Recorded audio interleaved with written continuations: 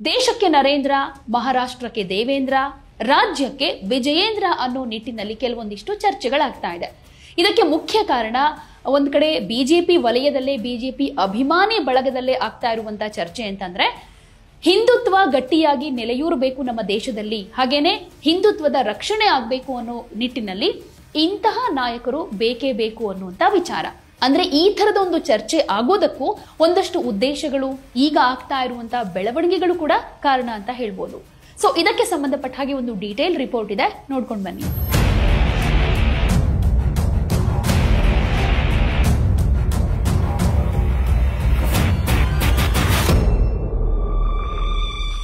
ದೇಶಕ್ಕೆ ನರೇಂದ್ರ, ಮಹಾರಾಷ್ಟ್ರಕ್ಕೆ ದೇವೇಂದ್ರ, ಹಾಗೆ ಮುಂದೆ 2028ಕ್ಕೆ ನಮ್ಮ ರಾಜ್ಯಕ್ಕೆ ವಿಜಯೇಂದ್ರ ಅನ್ನೋ ನಿಟ್ಟಿನಲ್ಲಿ ಒಂದಷ್ಟು ಮಾತುಕತೆ, ಚರ್ಚೆಗಳು ನಡೀತಾ ಇವೆ.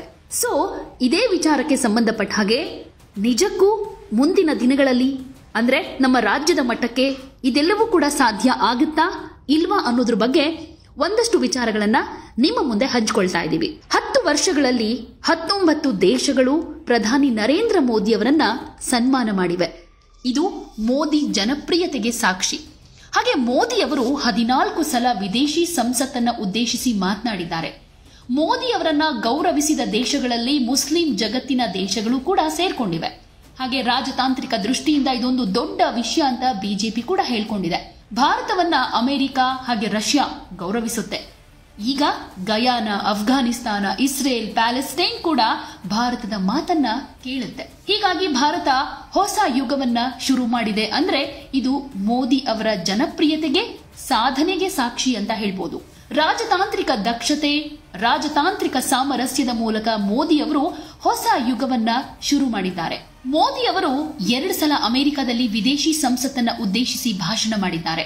Australia, Britain, Fiji, Mauritius, Uganda, Nepal, Bhutan, Sri Lanka, Mongolia, Afghanistan ಹಾಗೆ ಮಾಲ್ಡೀವ್ಸ್ನ ಸಂಸತ್ತನ್ನ ಉದ್ದೇಶಿಸಿ ಭಾಷಣ ಮಾಡಿದ್ದಾರೆ. ಹೆಚ್ಚು ಸಲ ವಿದೇಶಿ ಸಂಸತ್ತನ್ನ ಉದ್ದೇಶಿಸಿ ಭಾಷಣ ಮಾಡಿದ ದಾಖಲೆ ಕೂಡ ಮೋದಿ ಅವರಿಗೆ ಸಲ್ಲುತ್ತೆ. ಅವರ ನಂತರ ಮನಮೋಹನ್ ಸಿಂಗ್ ಹೆಸರು 7 ದೇಶಗಳೊಂದಿಗೆ ಈ ಪಟ್ಟಿಯಲ್ಲಿ ಸೇರ್ಕೊಂಡಿದೆ. ಹಾಗೆ ಇಂದಿರಾ ಗಾಂಧಿ 4 ಸಲ, ನೆಹರು ಅವರು 3 ಸಲ, ರಾಜೀವ್ ಗಾಂಧಿ 2 ಸಲ, ವಾಜಪೇಯಿ ಅವರು 2 ಸಲ, ನರಸಿಂಹರಾವ್ 1 ಸಲ ಹಾಗೆ ಮೊರಾರ್ಜಿ ದೇಸಾಯಿ 1 ಸಲ ವಿದೇಶಿ ಸಂಸತ್ತಲ್ಲಿ ಭಾಷಣ ಮಾಡಿದ್ದಾರೆ. ಹಾಗೆ ನೋಡಿದ್ರೆ ಕಳೆದ 10 ವರ್ಷಗಳಲ್ಲಿ ಮೋದಿ ಅವರು ಏಷ್ಯಾದಿಂದ ಹಿಡಿದು ಅಮೆರಿಕ, ಯುರೋಪ್, ಆಫ್ರಿಕಾ, ಆಸ್ಟ್ರೇಲಿಯಾ ಸೇರಿದ ಹಾಗೆ ಹಲವು ರಾಷ್ಟ್ರಗಳ ಸಂಸತ್ನಲ್ಲಿ ಭಾರತದ ವರ್ಚಸ್ಸನ್ನ ಜಾಸ್ತಿ ಮಾಡಿದ್ದಾರೆ. ಮೋದಿ ಅವರ ನಾಯಕತ್ವದಲ್ಲಿ ಭಾರತ ರಾಜತಾಂತ್ರಿಕ ದಕ್ಷತೆಯ ಅತ್ಯುನ್ನತ ಮಟ್ಟವನ್ನ ತಲುಪಿದೆ.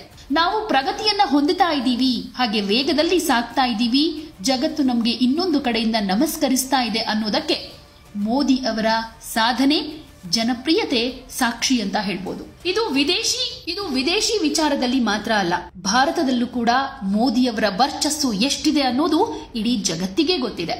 ಬಿಜೆಪಿಗೆ ಮತ ಹಾಕಬೇಕು ಅಂತ ಅಂದ್ರೆ ಜನ ಮೋದಿ ಮುಖವನ್ನ ನೋಡ್ತಾ ಇದ್ದಾರೆ. ಅಂದ್ರೆ ಮೋದಿ ಅಲೆ ಎಷ್ಟರ ಮಟ್ಟಿಗೆ ವರ್ಕೌಟ್ ಆಗ್ತಾ ಇದೆ ಅನ್ನೋದಕ್ಕೆ ಮೊನ್ನೆಯಷ್ಟೇ ನಡೆದಂತಹ ಮಹಾರಾಷ್ಟ್ರ ಚುನಾವಣೆ ಕೂಡ ಸಾಕ್ಷಿ ಅಂತ ಹೇಳ್ಬೋದು. ಹೀಗಾಗಿನೇ ನಮ್ಮ ದೇಶಕ್ಕೆ ಮೋದಿ ಅವರ ಅಗತ್ಯ ಇದೆ. ಯಾಕಂದ್ರೆ ನಮ್ಮ ದೇಶ ಅಭಿವೃದ್ಧಿ ಹೊಂದಿದ ರಾಷ್ಟ್ರಗಳ ಪಟ್ಟಿಯಲ್ಲಿ ಸೇರ್ತಾ ಇದೆ ಅಂತ ಅಂದ್ರೆ ಅದಕ್ಕೆ ಮೋದಿಯವರೇ ಕಾರಣ. ಹೀಗಾಗಿ ದೇಶಕ್ಕೆ ಮೋದಿ ಬೇಕೇ ಬೇಕು ಅಂತ ಅನೇಕರು ಹೇಳ್ತಾರೆ. ಇನ್ನು ಸಾಕಷ್ಟು ಜನಪ್ರಿಯತೆಯನ್ನ ಪಡೆದು ಹಿಂದುತ್ವ, RSS ಹಿನ್ನೆಲೆಯಿಂದ ಬಂದಂತ ಯಾವುದೇ ರಾಜ್ಯದ ಮುಖ್ಯಮಂತ್ರಿ ಇರಲಿ, ಅದು ಬಿಜೆಪಿಗೆ ಸೇರಿದಂತ ಅಂದ್ರೆ ಬಿಜೆಪಿ ಪಕ್ಷದಿಂದ ಆಯ್ಕೆಯಾದ ಮುಖ್ಯಮಂತ್ರಿ ಇರಲಿ, ಅವರು ಮುಂದಿನ ಪ್ರಧಾನಿ ಅಭ್ಯರ್ಥಿ ಅಂತ ಕೆಲವರನ್ನ ಈ ಲಿಸ್ಟ್ಗೆ ಸೇರಿಸಿಕೊಂಡು ಒಂದಷ್ಟು ಚರ್ಚೆಗಳಾಗೋದುಂಟು. ಲೋಕಸಭೆಗೆ ಅತಿ ಹೆಚ್ಚು ಸ್ಥಾನಗಳನ್ನ ಕೊಡೋ ರಾಜ್ಯ ಅಂದ್ರೆ ಅದು ಉತ್ತರ ಪ್ರದೇಶ. ಇದನ್ನ 2ನೇ ಸಲ ಆಳ್ತಾ ಇರೋ ಯೋಗಿ ಆದಿತ್ಯನಾಥ್ ಅವರಿಗೆ ಭವಿಷ್ಯದಲ್ಲಿ ಅಂಥದ್ದೊಂದು ಅವಕಾಶ ಇದೆ ಅಂತ ಹೇಳಲಾಗ್ತಾ ಇತ್ತು. ಹಿಂದುತ್ವದ ಸಿದ್ಧಾಂತವನ್ನ ಪ್ರತಿಪಾದಿಸೋ ಯೋಗಿ ಅವರ ರೀತಿ ನೀತಿಗೆ ಆ ರಾಜ್ಯವನ್ನ ಬಿಟ್ರೆ ಬೇರೆ ರಾಜ್ಯಗಳಲ್ಲೂ ಕೂಡ ಅಭಿಮಾನಿಗಳಿದ್ದಾರೆ. ಇವರನ್ನ ಬಿಟ್ರೆ ಅಸ್ಸಾಂನ ಹಿಮಂತ ಬಿಸ್ವಾ ಶರ್ಮಾ ಕೂಡ ಲೋಕಸಭೆಯ ವಿಚಾರದಲ್ಲಿ ದೊಡ್ಡ ಸಂಖ್ಯೆ ಕೊಡೋ ಜಾಗದಲ್ಲಿದ್ರು ಮುಖ್ಯಮಂತ್ರಿಯಾಗಿ ಹಿಂದುತ್ವದ ಪ್ರತಿಪಾದನೆಯಲ್ಲಿ ತೋರಿಸಿರುವಂತಹ ಕಾಳಜಿ ಅವರನ್ನು ಕೂಡ ಒಂದ್ ರೀತಿ ಆ ಲಿಸ್ಟ್ಗೆ ಸೇರೋ ಹಾಗೆ ಮಾಡುತ್ತೆ. ಹಾಗೇನೆ ನರೇಂದ್ರ ಮೋದಿ ಅವರು ಕೂಡ ಪ್ರಧಾನಿ ಸ್ಥಾನಕ್ಕೆ ಬಂದಿದ್ದರ ಹಿಂದೆ ಇದ್ದಿದ್ದು ಮುಖ್ಯಮಂತ್ರಿಯಾಗಿ ಅವರು ಗುಜರಾತ್ ಅನ್ನ ಆರ್ಥಿಕ ಶಕ್ತಿಯಾಗಿ ಬ್ರ್ಯಾಂಡ್ ಮಾಡಿದ ರೀತಿ ಹಾಗೆ ಹಿಂದುತ್ವದ ಆಸರೆ. ಈ ಎಲ್ಲಾ ಹಿನ್ನೆಲೆಗಳಲ್ಲಿ ಫಡ್ನವೀಸ್ ರಾಷ್ಟ್ರ ರಾಜಕಾರಣದ ಚರ್ಚೆಯಲ್ಲಿ ಬಹಳ ಮುಖ್ಯ ಪಾತ್ರ ನಿರ್ವಹಿಸುತ್ತಾರೆ. ಲೋಕಸಭೆಗೆ 48 ಸ್ಥಾನಗಳನ್ನು ಕೊಡುವ ಮಹಾರಾಷ್ಟ್ರದಿಂದ 3ನೇ ಬಾರಿಗೆ ಮುಖ್ಯಮಂತ್ರಿಯಾಗಿರೋರು ಫಡ್ನವೀಸ್ ಅನ್ನೋ ಅಂಶ ಅವರ ಸಾಧನೆಯ ವಿವರಕ್ಕೆ ಒಂದಷ್ಟು ತೂಕ ಕೊಡುತ್ತೆ. ಅವರ ವಯಸ್ಸಿನ್ನು 54.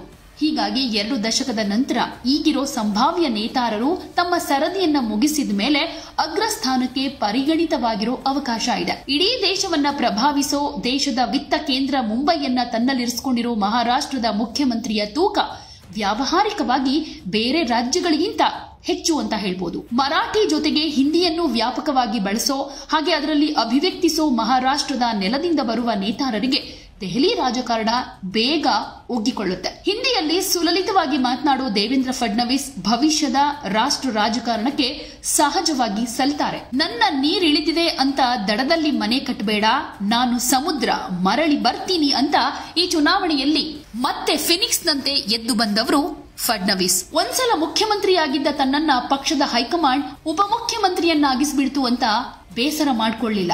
ಅವರ ಈ ಗುಣ ಹಾಗೆ ಅಧಿಕಾರ ಇಲ್ಲದೇ ಇದ್ರೂ ಹಿಂದುತ್ವದ ವಿಚಾರಕ್ಕೆ ತೋರಿದ ನಿಷ್ಠೆ ಇವೆಲ್ಲವೂ ಫಡ್ನವೀಸ್ ಅವರನ್ನ ರಾಜಕಾರಣದ ದೀರ್ಘಾವಧಿಯ ಆಟಗಾರ ಅಂತ ಕರೆಸಿಕೊಳ್ಳುತ್ತೆ. ಉದ್ಧವ್ ಠಾಕ್ರೆ ಬಣದ ಶಿವಸೇನೆ ಬಾಳಾ ಸಾಹೇಬ್ ಅವರ ಹಿಂದುತ್ವಕ್ಕೆ ಹೇಗೆ ಬೆನ್ನು ತೋರಿಸಿದೆ ಅನ್ನೋದನ್ನ ನಿರಂತರವಾಗಿ ತಮ್ಮ ಭಾಷಣಗಳಲ್ಲಿ ಹೇಳ್ತಾ ಹೋದವರು ಫಡ್ನವೀಸ್. ಹೀಗೆ ಹಿಂದುತ್ವದ ಹಿನ್ನೆಲೆಯುಳ್ಳ ಒಬ್ಬ ನಿಷ್ಠಾವಂತ ನಾಯಕ ಅಂತ ಅಂದ್ರೆ ಅದು ದೇವೇಂದ್ರ ಫಡ್ನವೀಸ್ ಅಂತ ಹೇಳ್ಬೋದು. ಮಹಾರಾಷ್ಟ್ರ ರಾಜಕೀಯದಲ್ಲಿ ಫಡ್ನವೀಸ್ ಅವರ ಛಾಪು ಬಹಳಷ್ಟಿದೆ. ಮುಂದಿನ ದಿನಗಳಲ್ಲಿ ಪ್ರಧಾನಿಯಾಗೋ ಎಲ್ಲಾ ಗುಣ ಕೂಡ ಇವರಿಗಿದೆ ಅಂತ ಹೇಳಲಾಗ್ತಾ ಇದೆ. ಇನ್ನು ನಮ್ಮ ರಾಜ್ಯ ರಾಜಕಾರಣಕ್ಕೆ ಬರೋದಾದ್ರೆ ಸದ್ಯಕ್ಕೆ ಬಿಜೆಪಿಯ ರಾಜ್ಯಾಧ್ಯಕ್ಷರಾಗಿರುವಂತ ವಿಜಯೇಂದ್ರ ಅವರ ವಿಚಾರವಾಗಿ ಹೇಳೋದಾದ್ರೆ ವಿಜಯೇಂದ್ರ ಮಾತ್ರ ಯಾವ ಕಾರಣಕ್ಕೂ ಬಗ್ತಾ ಇಲ್ಲ, ಜಗ್ತಾ ಇಲ್ಲ.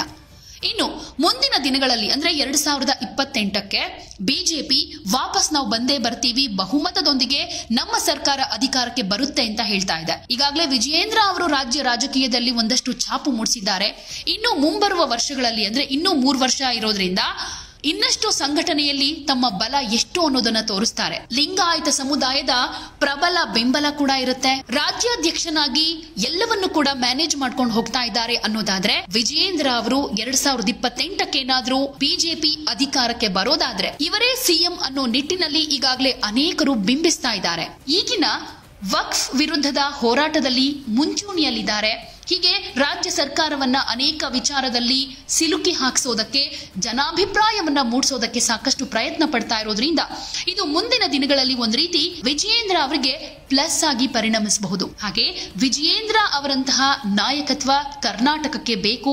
ಮುಂದಿನ ದಿನಗಳಲ್ಲಿ ಯಂಗ್ ಲೀಡರ್ ಅನ್ನೋದರ ಜೊತೆಗೆ ಬಿಜೆಪಿ ಪಕ್ಷವನ್ನ ಇನ್ನೊಂದು ಹಂತಕ್ಕೆ ಕೊಂಡೊಯ್ಯಬಲ್ಲ ಸ್ಟ್ರಾಂಗ್ ಲೀಡರ್ ಅಂತ ವಿಜಯೇಂದ್ರ ಅವರು ಗುರುತಿಸಿಕೊಳ್ತಾ ಇದ್ದಾರೆ. ಹೀಗಾಗಿ ನಾವಾಗ್ಲೇ ಹೇಳ್ದ ಹಾಗೆ ದೇಶಕ್ಕೆ ನರೇಂದ್ರ, ಮಹಾರಾಷ್ಟ್ರಕ್ಕೆ ದೇವೇಂದ್ರ, ಇನ್ನು ಕರ್ನಾಟಕಕ್ಕೆ ವಿಜಯೇಂದ್ರ ಅನ್ನೋ ನಿಟ್ಟಿನಲ್ಲೇ ಈ ಎಲ್ಲಾ ಲೆಕ್ಕಾಚಾರಗಳೊಂದಿಗೆ ಕೆಲವೊಂದು ಚರ್ಚೆಗಳಾಗ್ತಾ ಇರೋದನ್ನ ಗಮನಿಸಬಹುದು.